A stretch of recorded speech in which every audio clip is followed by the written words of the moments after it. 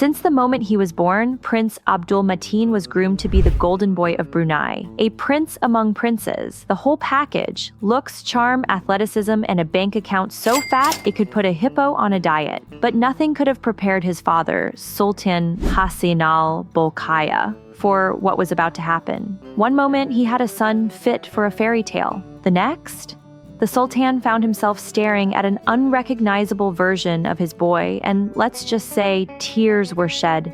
But what could possibly make the ruler of one of the richest nations in the world break down? What transformation was so shocking that even the unshakable Sultan of Brunei found himself questioning reality? Hold on to your golden scepters, because this is the untold story of how Prince Mateen's unexpected transformation sent shockwaves through the royal palace. Mateen, the heartthrob prince, had it all.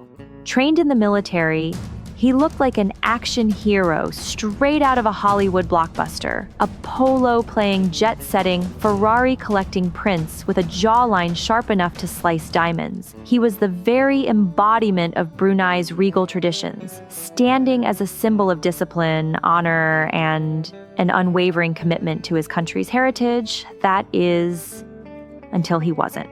Suddenly, the prince, who once adhered to the rules of royalty like a well-oiled machine, was doing the unthinkable.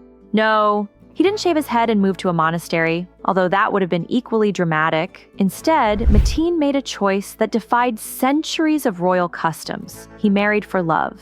Brunei's royal family had one golden rule: marry within noble bloodlines. A rule that had been upheld for centuries, ensuring that the monarchy remained as pristine as a freshly polished crown. But Mateen, he fell head over heels for Anisha Isa-Kalebic, a woman with no direct royal background. A commoner, a successful entrepreneur, yes. A modern woman with a fierce, independent streak? Absolutely. But a noble by birth? Not even close. The Sultan, a man who had upheld traditions like they were ancient relics that could never be touched, now found himself in a predicament. His son, the poster child for royal excellence, had shattered one of the monarchy's oldest customs.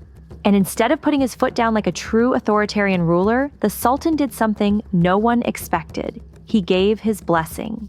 Now, for a man who has ruled since 1967, who has seen empires rise and fall, and who implemented some of the strictest laws in the world, this was groundbreaking. The approval of Mateen's marriage was not just about love, it was about evolution. It signaled a shift in Brunei's monarchy, a realization that even the most ancient traditions must sometimes bow to the tide of change. But the decision didn't come without its fair share of drama. The moment the news broke, Brunei's conservative elites nearly had a collective heart attack. Social media erupted, with traditionalists clutching their pearls and declaring the end of the monarchy as they knew it. How could the Sultan, a man who had stood as the guardian of Brunei's traditions, allow this? Was this the first domino to fall in a complete reformation of royal customs? Or was this a one-time exception for the beloved prince? Meanwhile, the younger generation couldn't have been more thrilled. Mateen and Anisha's union was a beacon of modernity, a sign that even in the most tradition-bound places, love could triumph over protocol. They saw it as proof that royalty didn't have to mean rigidity, that even a prince could carve his own path without forsaking his heritage. As for the Sultan, well, let's just say he went through all 5 stages of grief before finally reaching acceptance. His tears weren't just for tradition, they were for the realization that his son was stepping into a new era. One where the monarchy must learn to walk the fine line between legacy and evolution. But the transition was far from easy.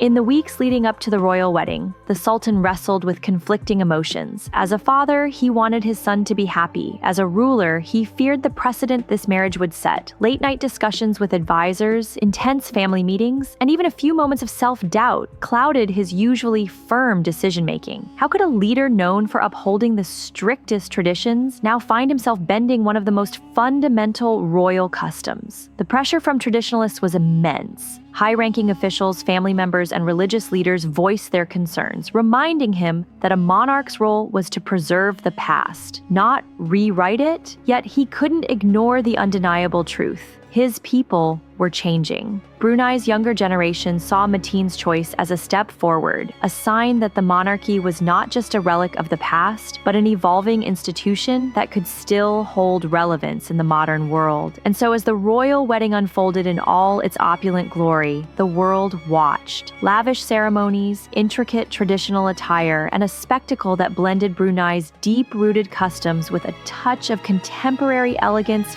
filled the grand halls of the palace. This was more than just a grand ceremony, it was a statement that love, progress, and tradition can coexist, even in the most unexpected places. As for Prince Mateen, well, his transformation wasn't about rebellion, it was about redefining what it means to be royal in the modern age. And if making history means making a few people sweat, so be it. Because in the end, the Golden Boy of Brunei didn't just embrace change, he became the face of it.